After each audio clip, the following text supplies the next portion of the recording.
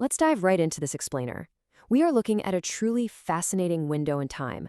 France, from January 1790 to June 1791. We're going to explore how a moment of profound, almost unbelievable national euphoria somehow transformed into bitter, violent societal division in just over a single year. The sheer optimism captured right at the start of this period is just incredible. Satyra, things will go fine. This was a super catchy, wildly popular ditty sung by volunteers in Paris. Picture them, literally wielding spades and filling carts with debris, working together to prepare the grounds for the massive festival of Federation. They were completely oblivious to the absolute chaos that was waiting for them, just singing about how everything would succeed while joined together in a circle dance called the Carmagnole. We're going to break this down into 6 parts today: the illusion of unity, the peasant disappointment, restructuring the church, chaos in the colonies, the aristocratic exodus, and finally, a nation fractured. So, how on earth did a totally unified nation end up on the brink of civil war just months later? Well, to understand how that optimism completely collapsed, we have to peel back the layers of this historical moment step by step. Because, declaring universal rights on a piece of paper, that's the easy part. But actually applying those massive ideological changes to centuries of entrenched tradition, property, and power dynamics, that is incredibly difficult. And as we're going to see, it alienated specific demographics one by one. Let's kick things off with part 1, the illusion of unity. This is the absolute peak of the honeymoon phase.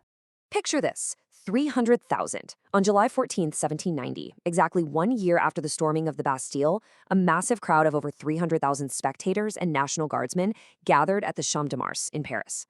They were there to celebrate their unity and swear a public oath of loyalty to the new nation and its constitution.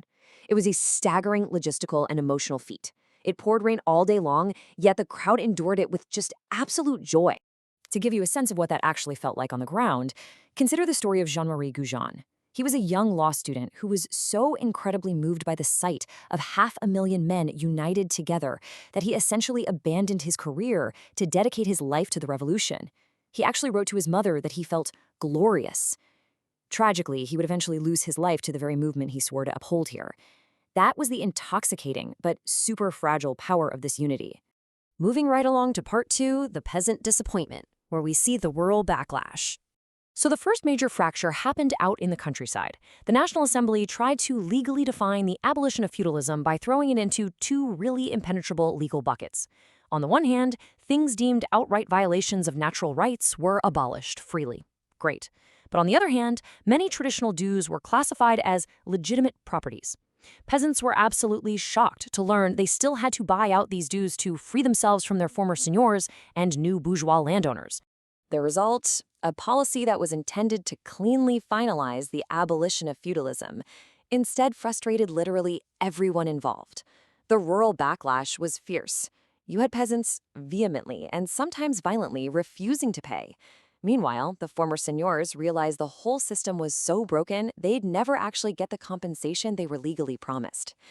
It just goes to show that untangling centuries of feudal tradition is never, ever simple. Which brings us to part 3, restructuring the church, where rationalist reforms take center stage. In February 1790, the state made this bold, rationalist move to abolish religious orders of monks and nuns. The revolutionaries basically viewed lifelong vows of celibacy as completely incompatible with human rights and natural law. But let's be real, there was also a huge financial motive here. The state seized vast amounts of church property to fund a new state-run welfare system, which, funny enough, ended up being massively underfunded anyway. Then came the vote that truly shattered religious peace. A motion was put forward to officially declare Catholicism the dominant state religion of France. And the numbers brilliantly illustrate the divide. 495 deputies voted against it, while 400 voted for it. When that motion was defeated, it absolutely terrified traditionalists. It sparked deadly religious riots down in the south, especially in the city of Nimes, where peasants and Catholic artisans violently clashed with Protestants, leaving 300 people dead. And the assembly didn't stop there. Through the civil constitution of the clergy, they attempted to mechanically restructure a divine institution. They literally cut the church down to size, suppressing 52 bishoprics just to make them match the new political map. They even ordered that priests and bishops be elected by local citizens, which could actually include non-Catholics. This inadvertently forced millions of Catholics to choose between their faith and their new nation. Pope Pius VI warned this would cause a cruel civil war, and it put a dutiful Catholic like King Louis XVI in an agonizing, impossible moral position. Now let's look across the Atlantic for part 4, Chaos in the Colonies. All this soaring rhetoric about liberty and equality naturally sent massive shockwaves through the French Caribbean, sparking intense political lobbying right in Paris.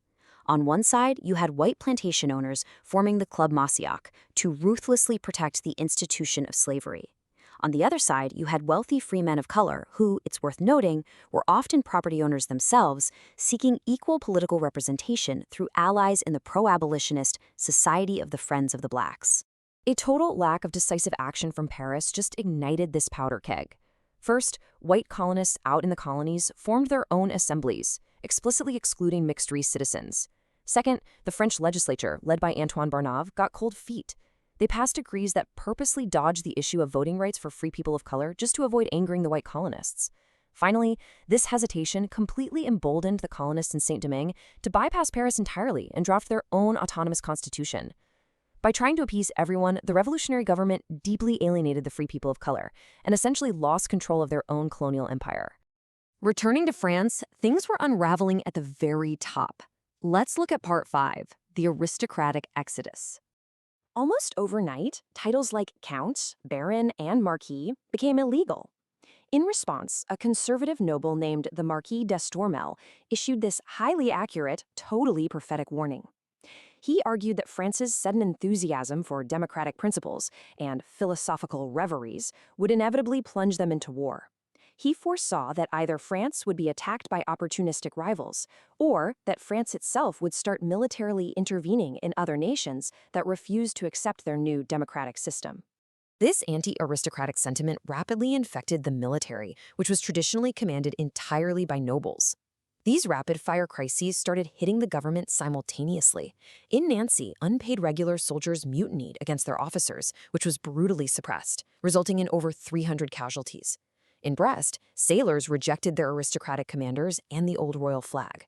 Because of all of this, elite aristocratic officers felt completely unsafe and increasingly abandoned their posts to flee abroad. It was just a profound, total breakdown of trust between commoner soldiers and their noble commanders. Let's pull all of these threads together in our final section, Part 6, A Nation Fractured. By mid-1791, hostile camps had formed across every single level of society. Across class, religion, the colonies, and the military, you had these sharply divided factions. The constitutional clergy versus the loyalists, the patriot citizens versus the flaying nobles. It proves that the whole idea of a single, unified French public celebrating in the rain at the Champ de Mars, that was now a complete illusion. It was replaced by deeply polarized groups fighting for their own specific, uncompromising vision of the future. And this polarization wasn't just domestic anymore. High-ranking nobles who had fled, the émigrés, were taking real action. Even the king's own brother, the Comte d'Artois, was actively gathering foreign armies in Turin, plotting to crush the revolution from the outside. This external threat basically poured gasoline on the fire, escalating domestic paranoia and suspicion that there were traitors hiding everywhere inside France. So I'm going to leave you with this final, provocative thought. When a revolution divides a country this deeply, who actually holds the power to unite it? As the nation fractured, all eyes were naturally on King Louis XVI. But instead of uniting his people, in June 1791, he made the fateful decision to try and flee Paris in disguise. That single act shattered the very last remnants of trust the public had in the monarchy. It proved that the king himself was against the revolution, leaving a profoundly divided, heavily armed nation to face the devastating consequences all alone. Thanks so much for joining me on this explainer. Keep asking questions, and I'll see you next time.